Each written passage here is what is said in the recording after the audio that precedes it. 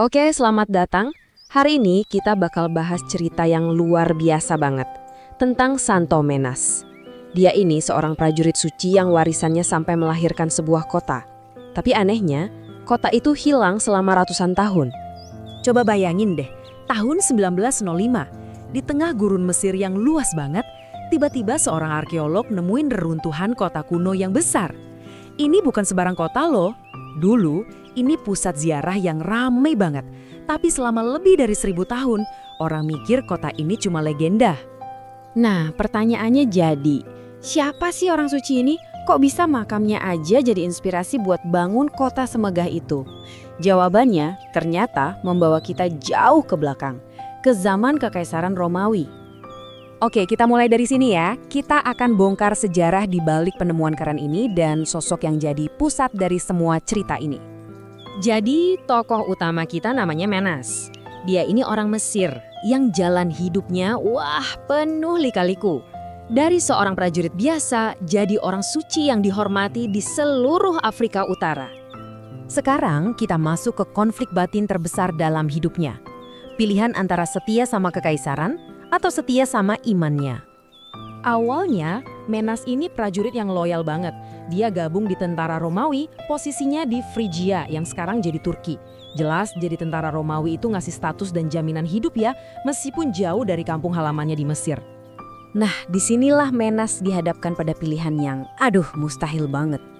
Kaisar Romawi waktu itu mulai menindas umat Kristen. Menas jadi kejepit. Di satu sisi ada karir militernya yang ngasih status, keamanan, dan kewajiban buat nurut perintah. Tapi di sisi lain ada imannya yang ngomongin soal keselamatan jiwa, hati nurani, dan kasih. Gak mungkin dia bisa jalanin dua-duanya sekaligus. Dan di titik inilah, dia membuat keputusan yang radikal.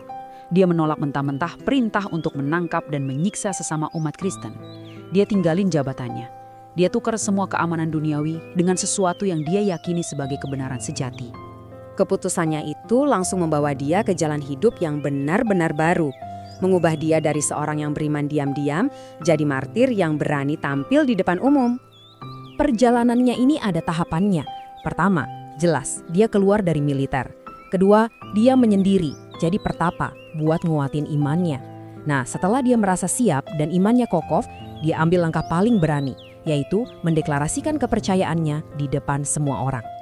Momen puncaknya datang pas ada festival pagan besar-besaran buat menghormati dewa-dewa Romawi. Bisa bayangin kan ramenya kayak apa? Nah, di tengah perayaan itu, tiba-tiba Menas, si pertapa yang udah lama menghilang, muncul di tengah kerumunan. Dia nggak sembunyi-sembunyi, dia langsung berkhotbah dengan lantang tentang imannya. Jelas aja, tindakan nekat ini langsung bikin penguasa setempat, Prefek Pirus, geram. Dia dianggap ancaman buat otoritas Romawi dan langsung diperintahkan buat ditangkap saat itu juga. Oke, sebelum kita lanjut, kita perlu paham dulu nih arti kata martir. Martir itu artinya seseorang yang dibunuh karena keyakinan agamanya. Jadi ini bukan cuma soal kematian ya, tapi soal jadi saksi iman lewat pengorbanan paling tinggi. Di hadapan penguasa, Menas dikasih pilihan terakhir.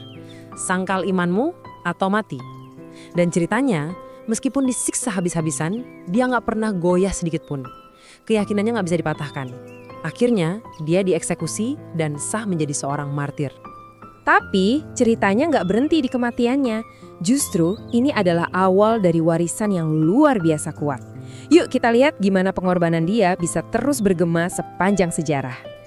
Jadi gini, setelah kemartirannya sekitar tahun 300 Masehi, di atas makamnya dibangun sebuah gereja basilika yang super megah. Tempat itu jadi pusat ziarah selama ratusan tahun, sampai akhirnya hancur di tahun 641.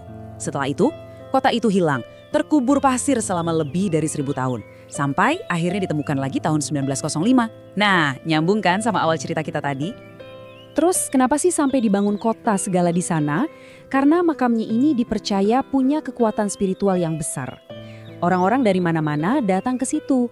Mereka percaya banyak mujizat terjadi di sana. Tempat itu jadi semacam pusat harapan dan penyembuhan. Jadi, apa sih yang bisa kita ambil dari kisah ini? Pertama, iman itu bisa lebih kuat dari posisi dan status.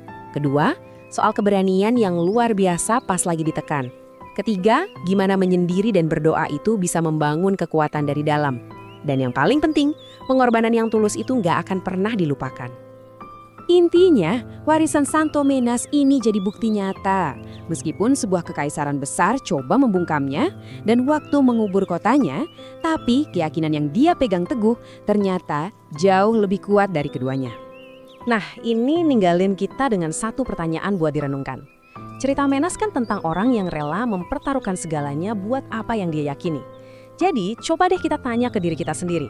Keyakinan apa sih dalam hidup kita yang benar-benar layak untuk diperjuangkan sampai segitunya?